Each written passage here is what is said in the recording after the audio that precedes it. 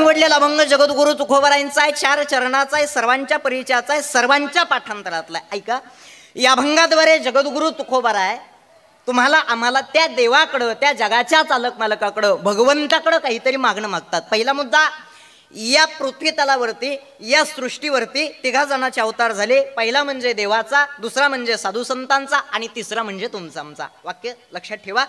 पहिला अवतार जर कोणाचा असेल तर देवाचा आहे, दुसरा अवतार जर कोणाचा असेल तर साधू संतांचा आहे, आणि तिसरा जर कोणाचा असेल तर मनुष्याचा, अर्थात तुमचा आणि आमचा. ऐका, देव सारखा देत राहतो, संत कधीच मागत नाहीत, आणि मनुष्य सारखा मागत राहतो. तो जो जगाचा चालक मालक भगवंत मंदिरामध्ये बसलेला आहे ना, हा सारखा देत राहणार आहे. ज्यांचा अभंग घेतलाय ते तुकोबार आहे. जे साधू संत आहे, जे योग्य मार्गाला तुम्हाला आम्हाला लावतात, ते साधू संत मुळातच त्या देवाकडं कधीच काही मागत नाहीत. आणि जे तुम्ही आम्ही आहोत ना मनुष्य, सारखे देवाच्या दारामध्ये उभा राहतो, देवाला सांगतो देवा मला हे द्या, देवा मला ते द्या, म्हणजे तुम्ही आम्ही मनुष्य. याच्यात प्रकार आहे. देव सारखा देत राहणार आहे, संत कधीच मागत नाहीत, आणि मनुष्य सारखा मागत राहतो. लक्ष देऊ नाही का? बरं, आपलं मागणं काय? संसारिक प्रपंचिक व्यावहारिक दृष्टीचं मागणं जर कोणाचं असेल तर हे मात्र तुमचं आमचं आहे. मला सुखी ठेवा, मला समाधानी ठेवा, मला धन द्या, मला श्रीमंती द्या, मला पैसा द्या, हे मागणं जर कोणाचं असेल तर हे मागणं तुमचं आमचं आहे. बरोबर आहे? मला सांगा, देवाची आठवण सुख असल्याच्या नंतर होते का दुःख आल्याच्या नंतर? जरा मोठ्यानं बोला. दुःख आल्याच्या नंतर. बरोबर आहे? जोपर्यंत सुख आहे तोपर्यंत देव तुम्हाला आठवणार नाही, पण जीवनामध्ये सुख आलं, बरोबर आहे, जीवनामध्ये दुःख आलं की देवाच्या दारामध्ये उभा राहायचं, देवासमोर हात जोडायचे आणि देवाला सांगायचं, का रे बाबा देवा, काय तुझं मी वाटुळं केलं की एवढं दुःख माझ्या पदरात घातलं? म्हणजे लोकांचं वाटुळं केल्याशिवाय देवाला काही दुसरं काही कामच नाही का? देव कोणाचंच वाटोळं करत नाही महाराज. माणसाच्या जीवनामध्ये सुख आणि दुःख येते ना, हे माणसानं केलेलं कर्म आहे, त्या कर्माचं फळ आहे ना, हे प्रत्येकाला भोगायला येणार आहे. केले कर्म झाले त्याची भोगा आले, उपजले मेले ऐशे किती. माणसाचं काहीतरी कर्म शिल्लक राहिलं की जीवाला जन्म घ्यावा लागणार आहे, ते प्रत्येकाला भोगा. अरे कर्म जगाच्या बापाला चुकलं नाही, तुम्हाला मला काय कर्म चुकणार आहे? महाराज सांगतात, कर्मे राम वनवासा गेला. अरे कर्मानं रामाला सुद्धा वनवासाला जावं लागलं. मला सांगा, ते कर्म जर देवाला चुकलं नसेल, दादा तुम्ही आम्ही तर माणसं आहोत ना, आपल्याला कसं कर्म चुकणार आहे? प्रत्येकाच्या जीवनामध्ये कर्म जे आहे ना, हे प्रत्येकाला भोगायला लागणार आहे. दुसरा मुद्दा, जन्म घेणे लागे वासनेच्या संगी आणि त्याची झाली अंगे हरिरूप. तिसरा मुद्दा, जन्मा येणे घडे पातकांचे मूळ आणि संचिताचे फळ भोगावया. आपण जसं कर्म कराल तसा तो भगवंत तुम्हाला आम्हाला फळ देणार आहे, हातामध्ये देवाचे नाही. मी तर म्हणेल, एक वेळेस त्या भगवंताला भिवू नका, पण माणूस जो कर्म करतोय ना त्या कर्माला भ्या. कारण जगाचा चालक मालक भगवंत तुम्हाला आम्हाला माफ करल, पण मनुष्यानं केलेलं जे कर्म आहे ना, मनुष्याचं कर्म मनुष्याला कधीच माफ करणार नाही. याच्याकरता माणसानं कर्म करत असताना चांगलं करावं. आपल्या जीवनामध्ये दुःख आलं की देवाची आठवण होती, देवाच्या दारामध्ये उभा राहतो, देवाला सांगतो, देवा मला सुख द्या. पण मला सांगा, आपली अपेक्षा देवाकडे सुखाची आहे, तुमचं आमचं मागणं. अहो, एका जणाला कोरोनाच्या काळात देव प्रसन्न झाला. कोरोनात देव प्रसन्न झाल्याच्या नंतर त्यानं देवाला चांगलं काहीतरी मागवणार. ते देवाला काय म्हणलं माहिती का? हेची दान देगा देवा. देवाला काय म्हणलं माहिती का? हेची दान देगा देवा, शेजाऱ्याला कोरोना व्हावा. मग शेजाऱ्याला कोरोना झाले होते, तो ह्याकडे मान तूच क्वारंटाईन होऊन बसावा. म्हणजे असं कुठं मागणं असतंय का? आणि कोरोनामध्ये नियमच निघला होता, खोकला की ठोकला. त्याच्यामुळं काही काही जण खोकला दाबू दाबू मिळेल कधी जाईल आणि कधी गचकल म्हणून सुद्धा मिळ लागत नव्हता. महाराज, भाग्य आपलं भारत देशामध्ये जन्म भेटलाय. आहे भारत देशासारखा दुसरा देश कुठंच नाही. भाग्य आपलं भारत देशामध्ये जन्म भेटलाय, महाराष्ट्रामध्ये जन्म भेटलाय, ह्या पवित्र असणाऱ्या भूमीमध्ये तुम्हाला मला जन्म भेटलाय. अरे बाकीचे सगळे देश आहेत दादा, भारत एवढीच माता आहे. काय माझ्या भारत देशाची संस्कृती आहे का? भूक लागली तर जेवण करणं ही प्रकृती आहे, भूक नसताना जेवण करणं ही विकृती आहे. ऐका हा, भूक लागली तर जेवण करणं ही प्रकृती आहे, भूक नसताना जेवण करणं ही विकृती आहे, आणि घासातला घास दुसऱ्याला देणं ही माझ्या भारत देशातली संस्कृती आहे. या भारत देशामध्ये तुम्हाला मला जन्म भेटलाय का हो? एवढं कार्यक्रम, एवढं सुंदर नियोजन कशासाठी केलंय आपण? काहीतरी कुठंतरी कधीतरी माणसाच्या जीवनामध्ये बदल व्हावा याच्याकरता तुम्ही आम्ही एवढा अट्टहास केलाय. कारण माझी एक जित आहे दादा, हंगामा खड़ा करना मेरा मकसद नहीं है, सूरत बदलनी चाहिए. ऐका हा, हंगामा खड़ा करना मेरा मकसद नहीं है, सूरत बदलनी चाहिए. मेरे दिल से ना सही लेकिन तुम्हारे दिल से सूरत की गंगा निकलनी चाहिए. अरे परमार्थ करायचा आहे ना, माणसानं चांगला करावा आणि मन निर्मळ ठेवून करावा. तो देव, तो भगवंत जर वाटत असेल ना आम्हाला सुद्धा प्रसन्न व्हावा, याच्याकरता सुद्धा त्या देवावरती, त्या भगवंतावरती निष्ठा असणं गरजेचे. उदाहरण सांगतो. आंधळा मनुष्य होता. आंधळा मनुष्य होता. रोज देवळामध्ये जायचा आणि देवाचं दर्शन करायचा. मनुष्य आंधळा होता, डोळ्यानं दिसत नव्हतं. ज्याला दिसत होतं त्यानं त्या आंधळ्याला प्रश्न विचारला, का रे बाबा आजपर्यंत तू कधी देवळातला देव बघितलायस का? काय सांगितलं? का रे बाबा आजपर्यंत तू कधी देवळातला देव बघितला का? ज्याला दिसत नव्हता, जो आंधळा होता, त्यानं सांगितलं, दादा मला डोळ्यानं दिसत नाही ना, मी आजपर्यंत कधी देवळातला देव बघितला नाही. मग ज्यांना दिसत होतं त्यानं त्याला प्रश्न विचारला, आजपर्यंत तू कधी देवळातला देव बघितला नाही, पण तरी सुद्धा रोज देवळामध्ये जातोय, मग देवळामध्ये जाण्याचं कारण काय आहे? आंधळ्या मनुष्यानं दिलेलं एवढं उत्तर गोड होतं दादा, ते उत्तर नक्की घरी घेऊन जा. तो आंधळा मनुष्य काय म्हणला माहितीये का? दादा मी देवाला बघावं याच्याकरता मी देवळात कधीच जात नाही. उदाहरण आहे का? हा, मी देवाला बघावं याच्याकरता मी देवळात कधीच जात नाही. देवानं मला बघावं याच्याकरता मी देवळात जातोय.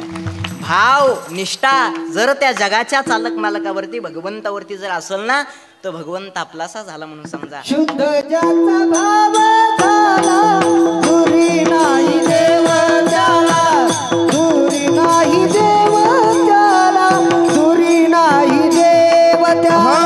शुद्ध ज्याचा भाव झाला, दुरी नाही देव त्याला, दुरी नाही देव त्याला, दुरी नाही देव.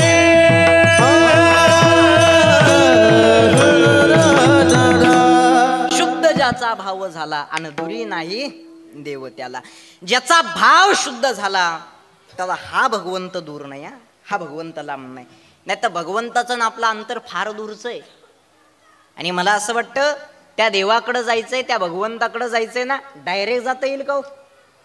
बोला की नाही ना, डायरेक्ट जाता येणार नाही. याच्या अगोदर मध्यस्थी कोणाला तरी गाठावं लागेल, बरोबर आहे का नाही? मग मध्यस्थी जर कोणाला गाठायचं असेल तर साधू संतांना गाठलं पाहिजे. मला सांगा, आमदार साहेबांकडे जायचं म्हणल्याच्या नंतर डायरेक्ट साहेबाकडे जाता येईल का? कोणाकडे जावं लागेल अगोदर? त्यांच्या पीएकडे. पीएकडे गेल्याच्या नंतर 100% काम होईल, बरोबर आहे का नाही?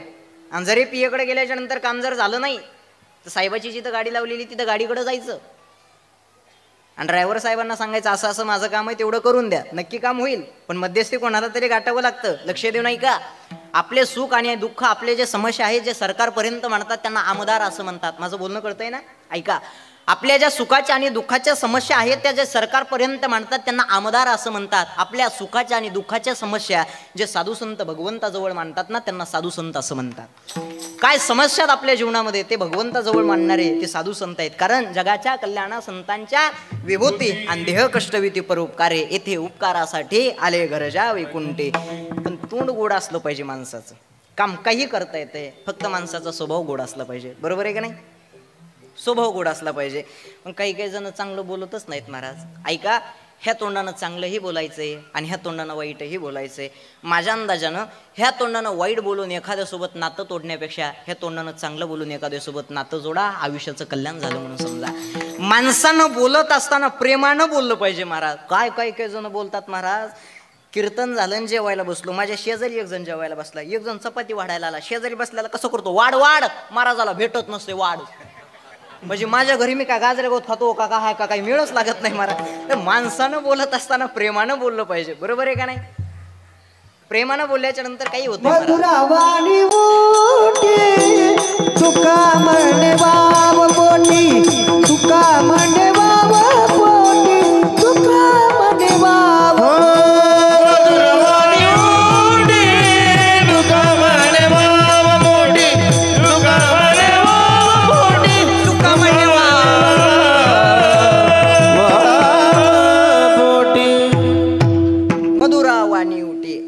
म्हणे वाव पोटी. माणसाचा स्वभाव गोड असला पाहिजे, माणसाचं तोंड गोड असलं पाहिजे. महिला मंडळ आतापर्यंत बघितलं का मिठाला मुंग्या लागलेल्या? मिठाला मुंग्या लागतात का? साखरेला लागतात पण मिठाला लागत नाही. त्याचं कारण आहे, मिठाचा गुणधर्म हा खारट आहे आणि साखरेचा गुणधर्म हा गोड आहे. वाक्य लक्षात ठेवा. आपला जर स्वभाव मिठासारखा जर खारट असेल ना तर एक जण सुद्धा आपल्या पाठीमागे उभा राहणार नाही. पण आपला जर स्वभाव साखरेसारखा जर गोड असेल ना तर जग आपल्या पाठीमागे लागल्याशिवाय राहणार नाही. माणसानं स्वभाव ठेवत असताना माणसानं साखरेसारखा गोड ठेवावा. माणसानं बोलत असताना प्रेमानं बोललं पाहिजे. कारण त्या जगाच्या चालक मालकाला, त्या भगवंताला जरी काय लागत असेल ना तर प्रेम लागतं. महाराज सांगतात, थोर प्रेमाचा भुकेला, निष्ठावंत भाव भक्ताचा, स्वधर्म निर्धार हे वर्म चुकू नये. निष्काम निश्चळ विठ्ठले विश्वास अन पाहू नये वासा अनेकाची. पण येड्याच्या नादाला किती तिथी लागा बाबा, येडा ऐकत नाही. किती येड्याच्या नादा लागला. एका येड्यानं 2 तास भाषण केलं, देव नाही या विषयावरती. किती तास? 2 तास. कोणत्या विषयावर? देव नाही या विषयावर 2 तास भाषण केलं. भाषण झाल्याच्या नंतर ते टेजच्या खाली आले. मी त्यांच्याकडे गेलो आणि त्यांना म्हणलं, वा तुमच्या वक्तृत्वानं, तुमच्या वजनदार आवाजानं, तुमच्या बोली भाषेमध्ये या श्रोत्यांना, या लोकांना 2 तास सांगून टाकलं की देव नाही, आणि श्रोत्यांनी, लोकांनी ते ऐकलं सुद्धा. हे नेमकं कुठून शिकले मला तरी सांगा. ते म्हणला देवाची कृपा. 2 तास देव नाही बोंबलत होता आणि परत देवाची कृपा कुठून झाली सांगा बरं. याच्यामुळे येड्याच्या नादाला एक चुकून कधी नादाला लागायचं. माझं नेहमी सांगणं असं, येड्या माणसाच्या, दारू पिणाऱ्याच्या आणि बारकाल्या पोराच्या चुकून कधी नादाला लागायचं नाही महाराज. हो लई महाराज काही काही जण वाक्य लक्षात ठेवा, इकडे लक्ष द्या. तो भगवंत आपल्याला आपलासा करून घ्यायचा आहे. पण या जगात असं चाललंय बाबा, पॅकिंग भारी माल किडका. वस्तू तिथे आहे, बरोबर आहे का नाही?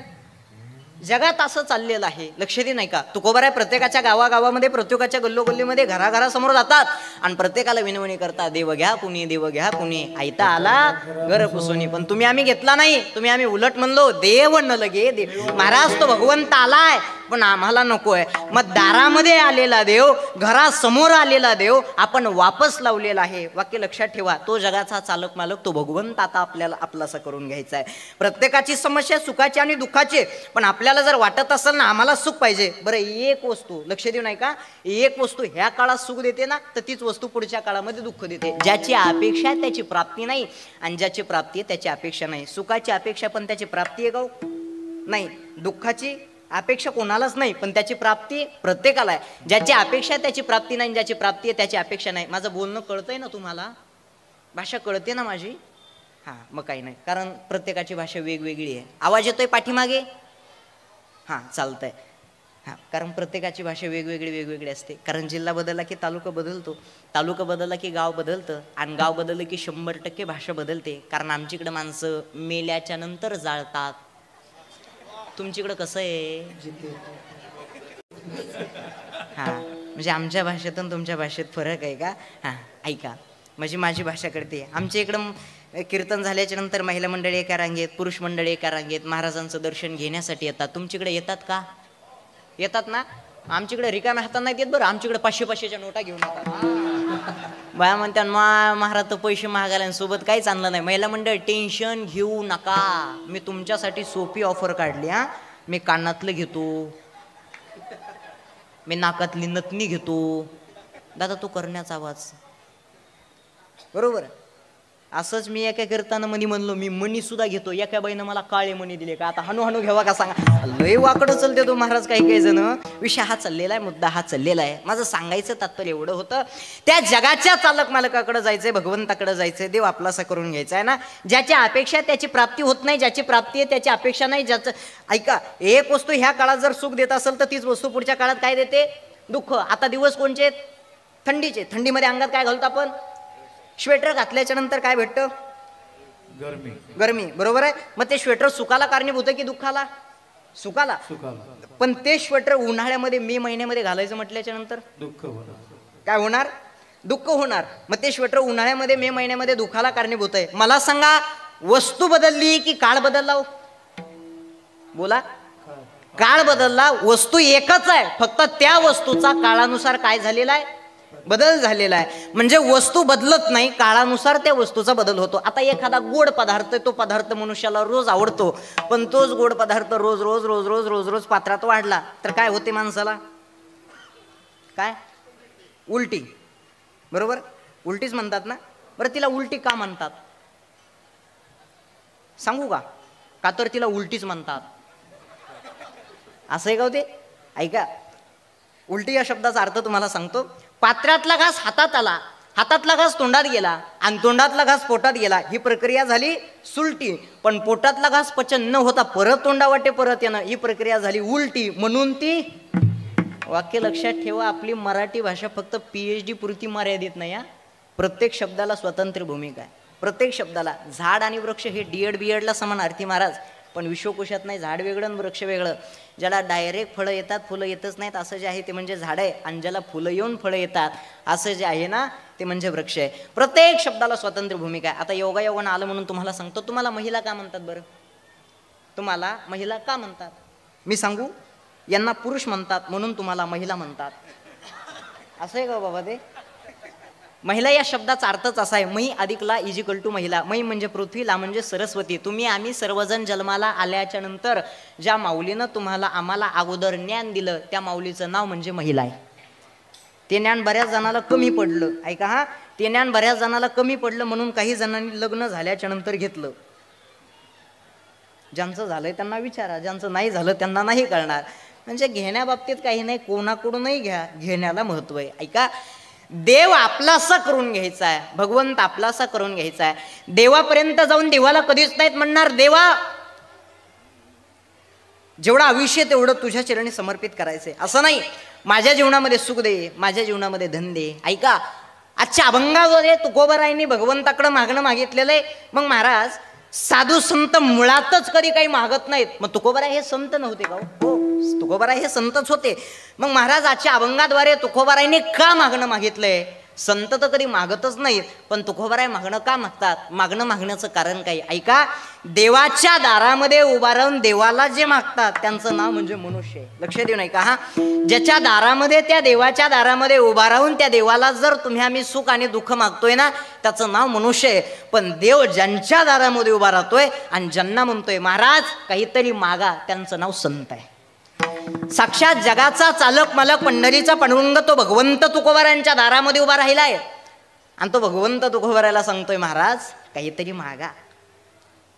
हात जोडता तुकोबारायन सांगतात नाही देवा मला काहीच मागायचं नाही.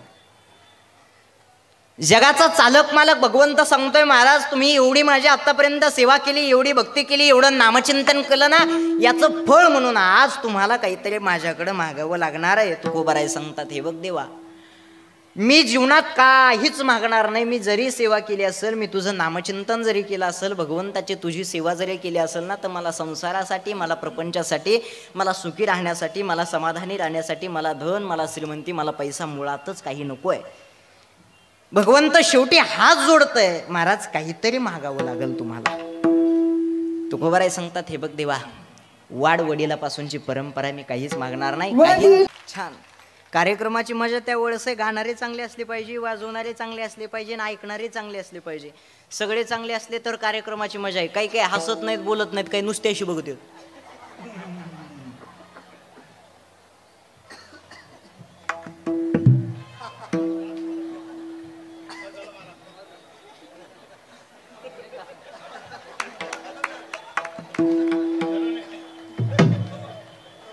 तुम्हाला वाटलं गेलं गेलं का काय काय माहिती. हसलं पाहिजे माणसानं, फ्रेश राहिलं पाहिजे. बघा, जे खडकून असतं ते मोकळ्या मनाचं असतं आणि जी जात घालत असते ती प्युअर आदल्या गाठीची असते. बघा, असतं आयुष्याचा एक ऐका, उद्याचा सूर्य, उद्याचा दिवस आपल्यासाठी उगवलं का नाही हे तुम्ही आम्ही सांगू शकत नाही.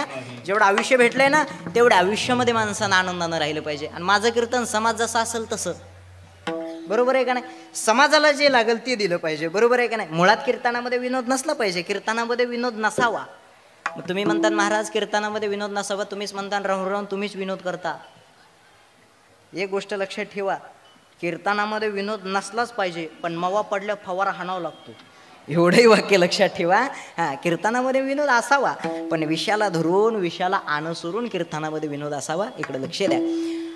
अभंगाच्या प्रथम चरणात महाराजांनी काय सांगितले? हेची दान दे गा देवा, कोणतं? तुझा विसर न व्हावा. देवा द्यायचं जर असेल तर असं काहीतरी दे, माझ्या जीवनामध्ये तुझा जो विसर आहे ना हा मुळातच कधी झाला नाही पाहिजे. ऐका, मागणं असावं तुकोबारायांसारखं, मागणं असावं साधू संतांसारखं.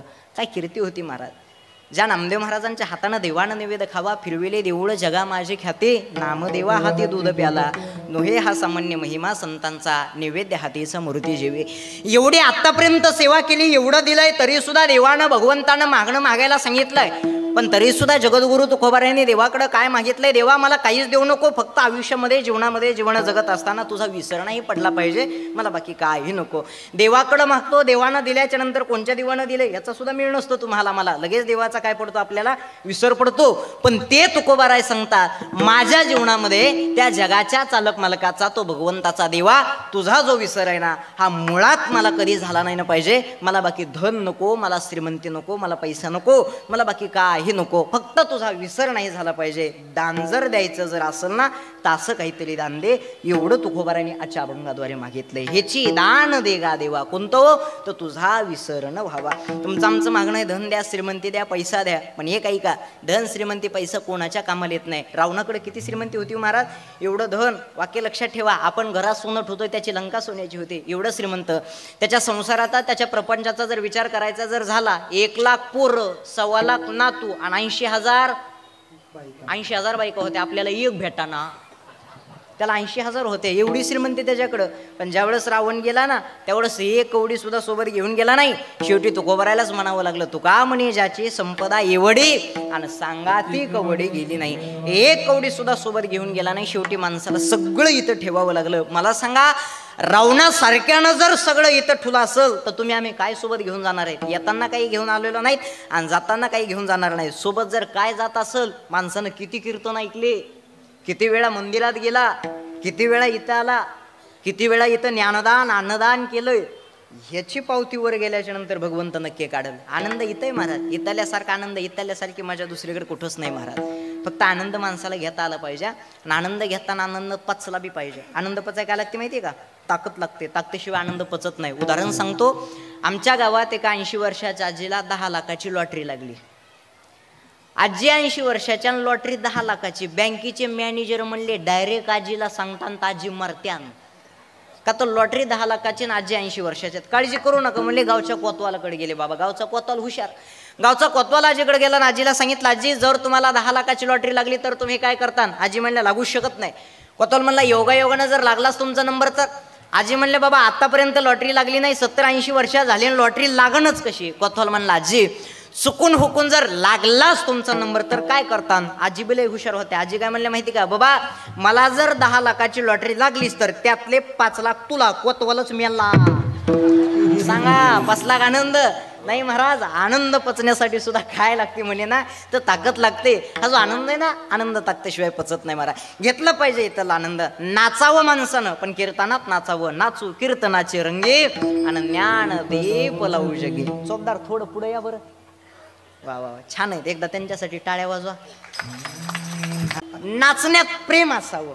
आनंद जर कुठं घ्यायचा असेल ना तर इथं घेतला पाहिजे, कारण नित्याल्यासारखा आनंद. खरं सांगा,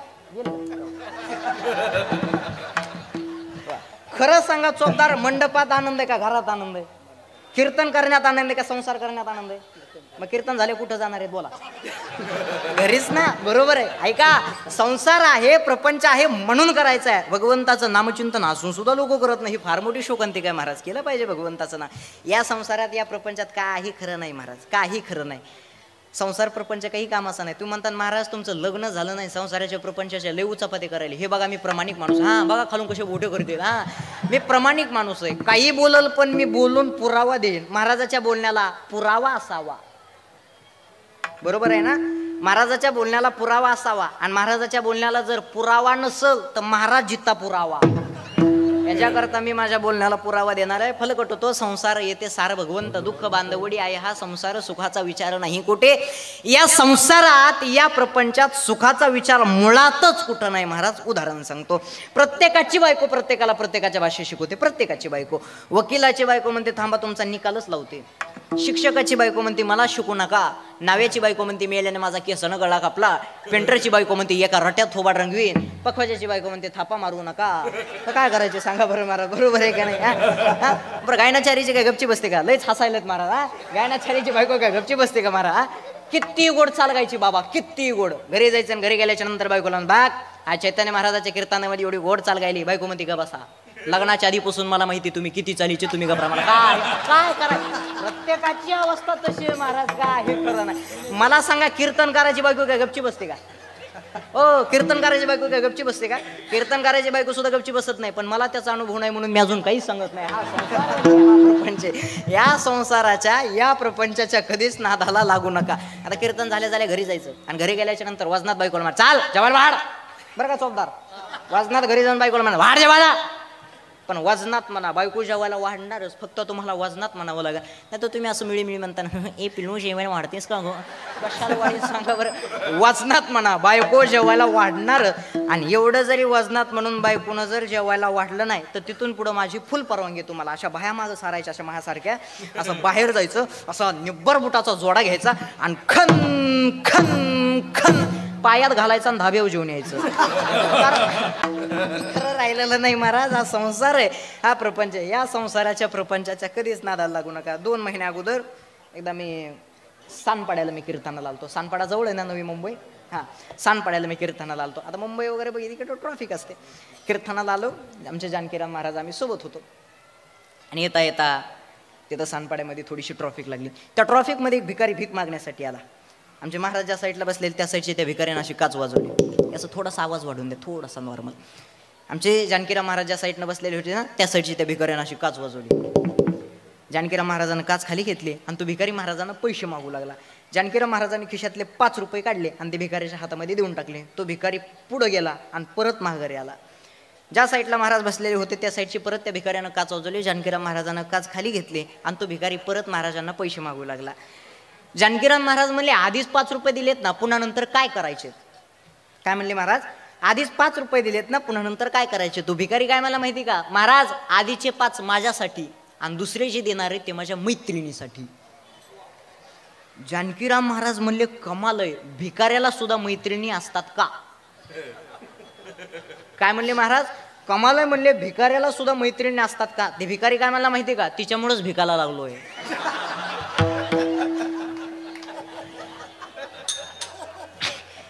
हाय का काही खरं महाराज. या संसारात या प्रपंचामध्ये काय हे खरं नाही महाराज. हा फलकट संसार आहे. 2 जण नवरा बायको गाडीवर चालली. गाडीवर रस्त्याच्या कडेला बैल सजवलेले. बैल कोण्या सणाला सजवतात कोणा माहिती आहे ना तुम्हाला. वा, हां तेवढं तरी बरं आहे. आपली संस्कृती तुम्ही टिकून ठेवली सिटीमध्ये राहून सुद्धा, याचा मला अभिमान आहे, याचा स्वाभिमान आहे. ऐका, बैल पोळा, पोळ्याच्या दिवशी काय सजवतात, बैल सजवतात.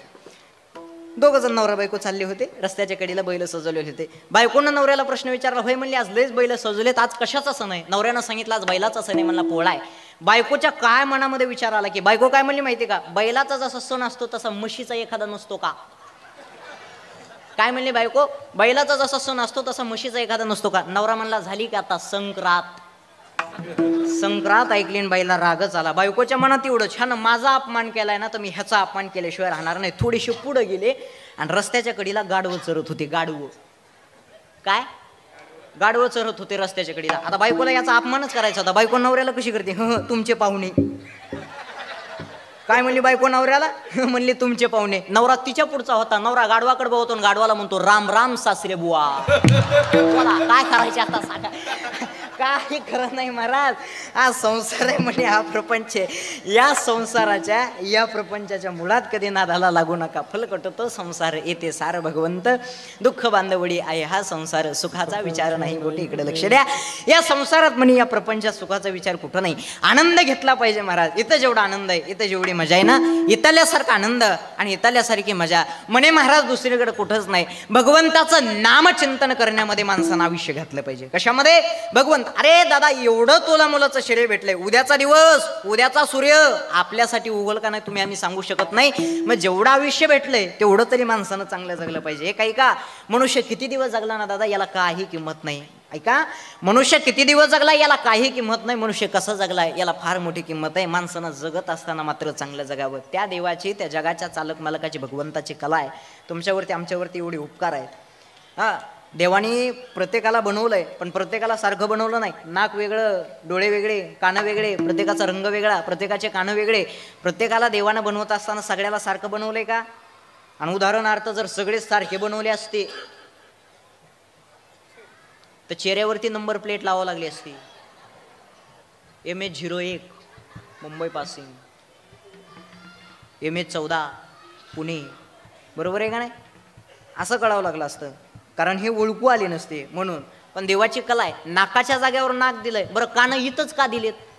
देवालाही माहिती होतं कलियुगात कोरोना आल्यावर लोक मास्क लावतील कुठं, याच्याकरता कानाची व्यवस्था करून ठेवली त्या देवानं. बरं प्रत्येकाची भाषा वेगळी. जिल्हा बदलला की भाषा बदलणार. प्रत्येकाची भाषा वेगवेगळी. आता तुमची भाषा वेगळी आहे, माझी भाषा वेगळी, थोडासा का होईना पण भाषेमध्ये डिस्टन्स येतो, थोडा का होईना, बरोबर आहे का नाही? तुमची भाषा वेगळी, माझी भाषा वेगळी. लातूर जिल्ह्यात खाली तिकडे कीर्तनाला जा, तिकडली भाषा वेगळीच, काय करावं काय नाही ती लातूरची भाषा. मी एकदा नांदेड जिल्ह्यात कीर्तनाला गेलो, नांदेड जिल्ह्यात, नांदेडची भाषा एवढी वेगळी महाराज. गाडीच्या खाली उतरलो, 4-5 कार्यकर्ते माझ्याकडे आले आणि मला म्हणले महाराज आल्या म्हणलं की मी 4-5 वेळेस खाली बघितलं, म्हणलं धोतर घालून आलो का साडी घालून आलो याचा विचार करावा. म्हणजे प्रत्येकाची भाषा वेगवेगळ्या प्रकारची महाराज. त्या देवाचे उपकार तुमच्यावरती आमच्यावरती उपकार आहेत महाराज. आणि भाग्ये भारत देशामध्ये जन्म भेटलाय का? भारत देशासारखा देश आहे ना दुसरा कोणचाच नाही महाराज. मी एका ठिकाणी मी जेवायला बसलो, जेवायला, आणि माझ्या समोर एक फॉरेनचा माणूस जेवायला बसलेला होता. फॉरेनचा जेवायला होती पुरणाची पोळी, पुरणाची पोळी माहिती आहे ना तुम्हाला? हां, जेवायला होती पुरणाची पोळी. माझ्यासमोर एक फॉरेनचा माणूस जेवायला बसलेला. आता मी जेवण सुरू केलं, ताट आल्याच्या नंतर तो फॉरेनचा माणूस सारखा असा बघायचा माझ्याकडं.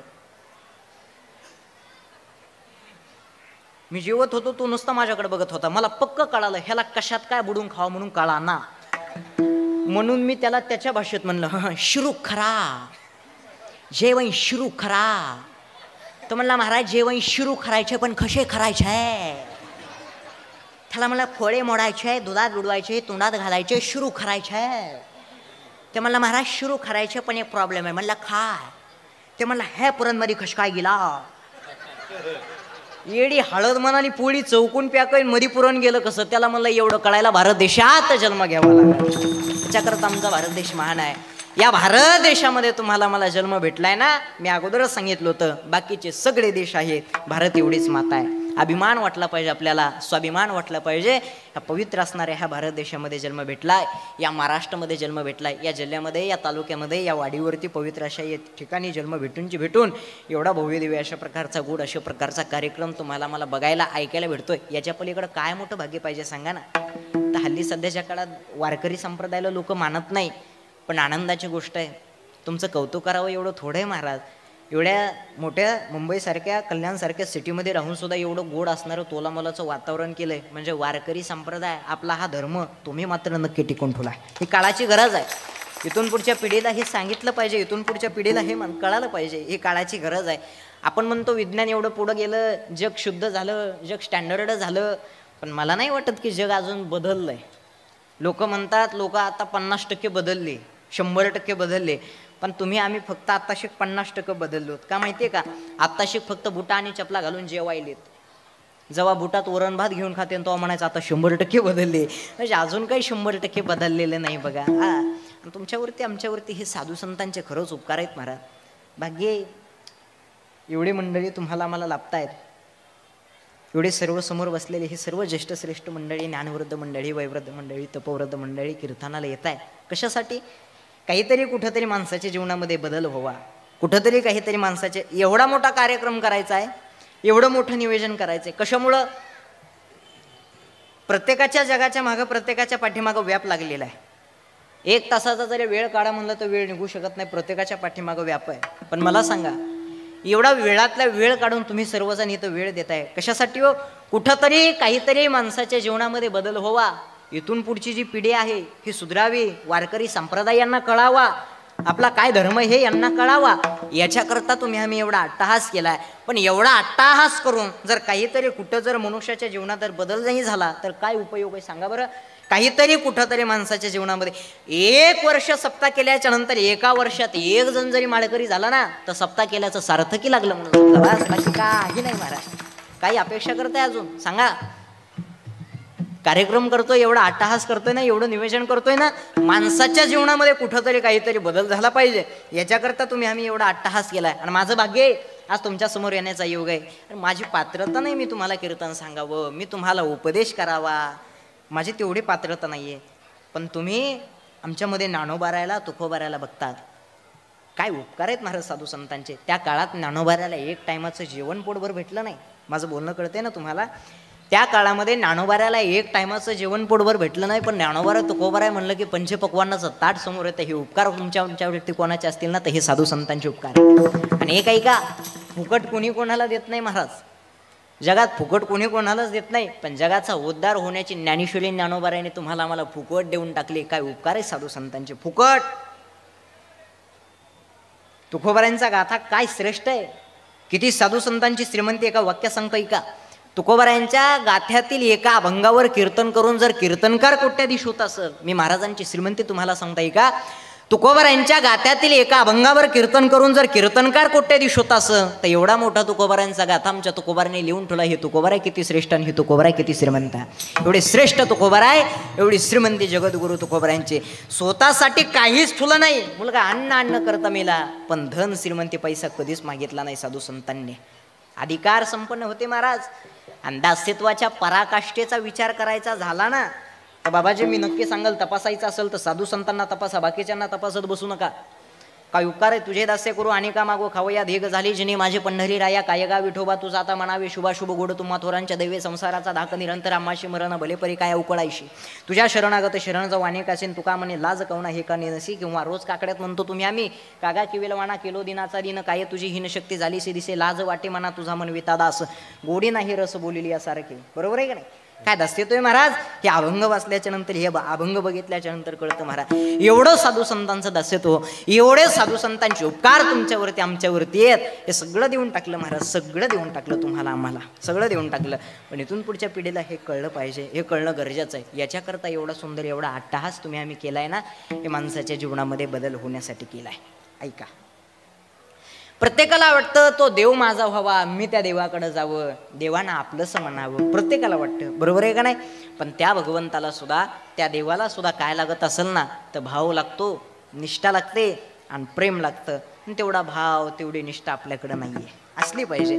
वाईट मार्गाला कधी लागू नका दादा, आयुष्य फार छोटं आहे. एवढं आयुष्य भेटलंय ना, वाईट मार्गाला कधी खर्च करू नका.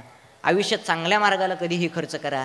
कारण गेल्याच्या नंतर चार माणसाने आधारानं नाव घेतलं पाहिजे. गेले दिगंबर ईश्वर विभूती, किंवा मरणाआधी सावध व्हावे कीर्ती करोनी मरावे, किंवा तुका म्हणे का मरणची सरे आणि उत्तमची उरे कीर्ती मागे. वाईट मार्गाला कधी जाऊ नका. एवढं तोलामोलाचं शरीर, एवढं तोलामोलाचं आयुष्य देवानं दिलंय ना, दारू पिऊ नका, ती शरीरासाठी हानिकारक आहे. मोबाईल जरा कमी चालवा, नाहीतर आता सध्याच्या काळात विज्ञान एवढं पुढं गेलेलं आहे, एवढं पुढं गेलेलं आहे. पण मित्र म्हणेल वारकरी संप्रदायाच्या पुढं काही अजून विज्ञान गेलेलं नाही. काय वारकरी संप्रदायाच्या पुढं अजून काही विज्ञान गेलेलं नाही. विज्ञानाचे एवढे शोध लागले, पण आजपर्यंत विज्ञानानं हा शोध लावलेला नाही, मेलेला मनुष्य जिवंत कसा करायचा. वाक्य लक्षात ठेवा.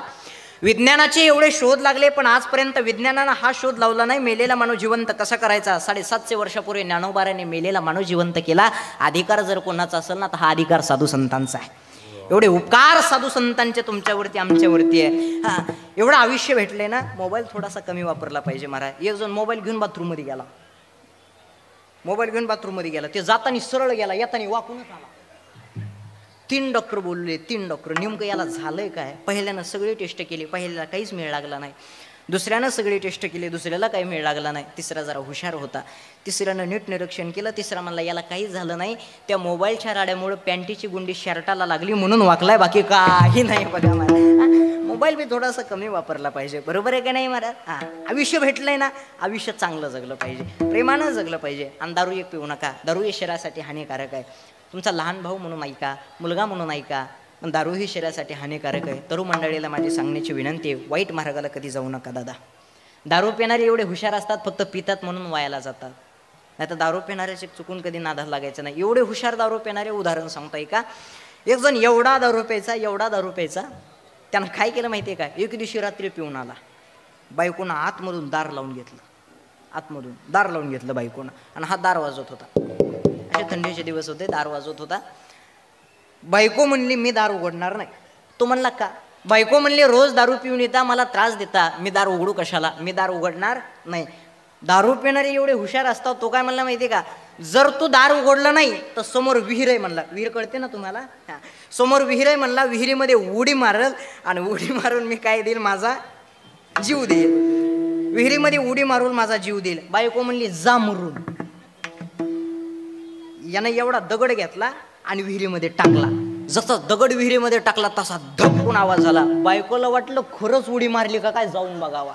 बायकोनं दार उघडलं आणि बायको बाहेर गेली. बायको अशी विहिरीमध्ये डोकावून बघत होती, तोपर्यंत हे आतमध्ये गेलं, ह्यानं आतून दार लावून घेतलं. आता हा मध्ये गेला आणि बायको बाहेर राहिली. काय? आता हा मध्ये गेला आणि बायको बाहेर राहिली. आता बायको दार वाजवत होती, दार उघडा. तो म्हणला नसतो उघडी. बायको म्हणली का? तो म्हणला आतापर्यंत एवढा थंडीमध्ये मी बाहेर होतो, तू दार मला उघडलं नाही, मी कशाला उघडू, मी दार उघडणारच नाही. बायको काय म्हणली माहिती का, जर तुम्ही दार उघडलं नाही तर मी आरडा वरडा करून, काय म्हणली बायको, जर तुम्ही दार उघडलं नाही तर आरडा वरडा करून विठ्ठलवाडीतले सगळे लोक मी इथं बोलवीन घरासमोर. काय म्हणली बायको, जर तुम्ही आरडा वरडा केला, जर तुम्ही दार उघडलं नाही तर मी आरडा वरडा करून विठ्ठलवाडीतले लोक मामा मी सगळे गोळा करील, इथं सगळे गोळा करील. तो दारू पिणारा काय म्हणला माहिती का, सगळे जरी तू दारासमोर गोळा केले तर मी यांना प्रश्न विचारीन, एवढ्या रात्री ही बाहेर करत काय होती. कोण म्हणतं दारू पिणारे येडे असतात सांगा बरं.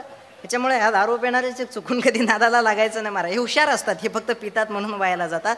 आणि माणसानं संगत करत असताना चांगल्या माणसाची संगत केली पाहिजे. माणसानं संगत करत असताना माणसानं कोणाची केली पाहिजे, चांगल्या माणसाची. बरोबर आहे का नाही. ऐका, जीवनात साधू संतांची संगत करा. ड्रायव्हरची संगत केल्याच्या नंतर सगळी गाडी तुम्हाला चालवता येणार नाही, पण टेरिंग गिअर क्लच तर नक्की तुम्हाला कळल. पखवाज वाजवणाऱ्याची संगत केल्याच्या नंतर सगळा पखवाज तुम्हाला नाही वाजवता येणार, पण थापका होईना तुम्ही वाजवू शकता. गायन करणाऱ्याची संगत केल्याच्या नंतर सगळं गायन तुम्हाला येणार नाही, पण एखादी चाल तरी तुम्ही गाऊ शकता. कीर्तनकाराची संगत केल्याच्या नंतर सगळं कीर्तन तुम्हाला येणार नाही, पण एखाद्या अभंगाचा अर्थ तुम्ही सरळ सरळ सांगू. तसं दारू पिणाऱ्याची जर संगत केली, माणसानं संगत करत असताना माणसानं ना चांगल्या माणसाची संगत केली पाहिजे. इकडे लक्ष द्या. ऐका, दारू पिणाऱ्याची संगत केल्याच्या नंतर तुम्ही दारू पिताल, याच्याकरता वाईट माणसाची, वाईट मार्गाला कधी संगत करू नका. एवढं आयुष्य भेटलंय ना, साधू संतांची संगत करा. पण महाराज मुळातच साधू संतांची संगत लई अवघड आहे म्हणे, ही कोणाच्याही नशिबामध्ये होत नाही, बहु अवघड आहे संत भेटी. आणि एखाद्याला जर काय संत भेट झाली, एखाद्याला जर काय साधू संतांची कृपा झाली, तर मग महाराज सांगतात संत कृपा झाली इमारत फळा आली, ज्ञान देवे रचिला पाया आणि दे देवालया. फक्त भेट होत असताना, संगत होत असताना जर कोणाची जर झाली पाहिजे ना, तर साधू संतांची झाली पाहिजे. महाराज सांगतात देवा मला काही नको, तुझा विसर न व्हावा. मग देवानं सांगितलं बाबा धन नकोय, श्रीमंती नकोय, आयुष्यभर मीच पाहिजे, माझा विसर नाही पडला पाहिजे. जर माझा जर विसर तुम्हाला नाही पडला महाराज, तर तुम्ही नेमकं काय करताल, याच अभंगाच्या महाराज द्वितीयच्या गुण गाईना आवडे, गुण गाईना आवडे, हो हो गुण गाईना आवडे, हो गुण गाईना आवडे,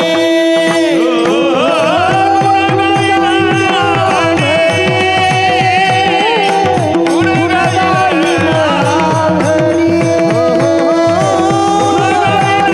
आवडे,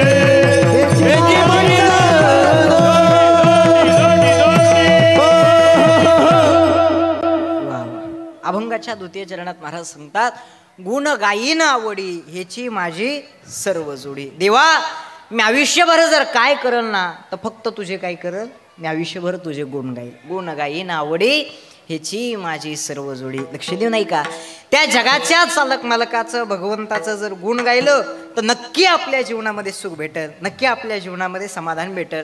पण एवढं तुम्ही आम्ही ऐकलं पाहिजे, बरोबर आहे का नाही. माझं तर कुणी ऐकतच नाही. परमार्थ करायचे, वयाचं कुठल्या प्रकारचं बंधन आहे का. आता या वयात मी कीर्तन करतो, या वयात मी धोतर घालतो, मला सुद्धा बरेचसे जण म्हणतात महाराज या वयात, कारण मी दिसायला बारीक आहे ना. मी दिसायला बारीक असल्यामुळे मला महाराज सुद्धा कुणी म्हणत नाही. महाराज म्हणलं की दाढी गाडी आणि बॉडी असली पाहिजे, त्याच्याशिवाय वजनच पडत नाही. काय काही काही माणसं वजनदार असतात हो, लबाड बोलत नाही. आमच्या गावात एक 1.5 क्विंटलची बाई आहे. किती क्विंटलची? 1.5 क्विंटलची. खोटं वाटत असेल तर येऊन बघा. आणि तिच्या घरामध्ये चोर घुसले. कशाला मराय जावा का तिच्या घरात चोरायनं, सांगा बरं. घरात चोर घुसले आणि बाईला जाग आली. बाईला जाग आली की एक चोर ह्या हातात धरला, एक चोर ह्या हातात धरला, खाली पाडले आणि अंगावर बसली. आणि अंगावर बसून स्वतःच्या पोराला काय म्हणली माहिती का, पप्या जाय पटकन म्हणे पोलिसाला बोलून. आणि पप्या बाहेर गेला आणि परत मध्ये आला. मध्ये आल्याच्या नंतर म्हणला मम्मी माझी चप्पलच सापडा नाही. चोर म्हणला माझी घालून जाय पण पोलिसाला बोलून आण. अशा वजनदार माणसं असतात. आपल्याकडे बघितलं दाढी नाही, गाडी नाही, बॉडी नाही, त्याच्यामुळं माझं तर वजनच पडत नाही मारा. बरं माझ्यावर वजन हाणते, बरं बाकीच्याने हाणू नका, पण बारकली पोरं सुद्धा लय विचित्र मारा. हो, एक बारकं पोरगं माझ्याकडे आलं. आता मी दमून आलेलो कीर्तनाला, मी असं खुर्चीवर बसलेलो, एक बारकं पोरगं माझ्याकडे आलं. बरं आले हो गपची बसा ना, ते गपचीप नव्हतं बसत. एकदा पुढून यायचं मला असं करायचं, महाराज घोडा. एकदा मागून यायचं पुन्हा मला करायचं, महाराज घोडा. अरे मला घोडा घोडा काय, बरं जाऊ द्या, घोडा का म्हणी ना, पण ते नुसतं घोडा नव्हतं म्हणीत, ते महाराज घोडा म्हणत होतो. एवढं विचित्र. तेवढ्यात त्याची मम्मी चहा घेऊन आली आणि मला म्हणली हां कशा वाटल्या आमच्या पिंट्या. ते त्यांची स्टँडर्ड भाषा, शुद्ध कुष्ट बोलावं याची अक्कल नाही. एक जण हरिपाठ शुद्ध म्हणू लागला बाबा. ते काय म्हणला माहिती का, सर्व घंटी राम का, तिथं काय घंटी आहे का, कुठं शुद्ध बोलावं हे मात्र माणसाला कळालं पाहिजे का. कसा वाटला आमच्या पिंट्या. मी म्हणलं फारच चांगला आहे. आमच्या पिंट्यानं कुठल्या प्रकारचा त्रास, म्हणलं अजिबात नाही. तेवढ्या ते मम्मीच्या महागुणानं पुन्हा नंतर असं करते, महाराज घोडाच्या मम्मीनं हातातल्या बांगड्या अशा माग केल्या आणि अशी अडकून कानामागं लावून दिली. म्हणलं वा काय घरातले संस्कार आहेत. म्हणलं महाराज घोडा म्हणले की माईनं लगे कानामागच लावली. पण ती काय म्हणली माहिती का, अरे येडपाटा एवढं वय झालंय तरी सुद्धा अजून तुला गाढवातला आणि घोड्यातला फरक कळत नाही का. ते तरी नुसतं घोडा म्हणलं होतं, या बाईनं माझं अख्खं खानदानच बदलून टाकलं. बघा आता काय करायचे सांगा बरं. मुलाला योग्य संस्कार लावल्याच्या नंतर मुलं चांगले वागणार आहेत, बरोबर आहे का नाही. शुद्ध बीजापोटी फळे रसाळ गोमटी, आपुलिया हिता जुवासे जागता, धन्य माता पिता तयाचिया, पुढे कन्या पुत्र होती जे सात्विक, तयाचा हरेक वाटे देवा. मला आनंद वाटतोय की तरुण मंडळी वारकरी संप्रदायामध्ये येत आहेत. हे समोर उभे दिसत आहेत, एवढे बहुसंख्येने कीर्तनासाठी उपस्थित आहेत, बरोबर आहे का नाही. हां हे काळाची गरज आहे. एकदा तरुणांसाठी सर्वांनी जोरदार टाळ्या वाजवा. तर हल्ली वारकरी संप्रदायाकडे इकडे कीर्तनाकडे येत नाहीत, पण आलं पाहिजे, बरोबर आहे का नाही.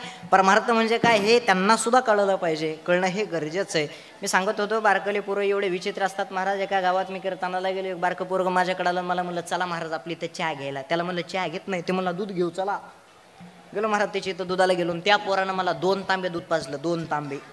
आता खरं सांगा माझ्याकडे बघून असं वाटतं का मी 2 तांबे दूध पिईन म्हणून. कोणाकोणाला वाटतं, कोणालाच नाही का वाटत.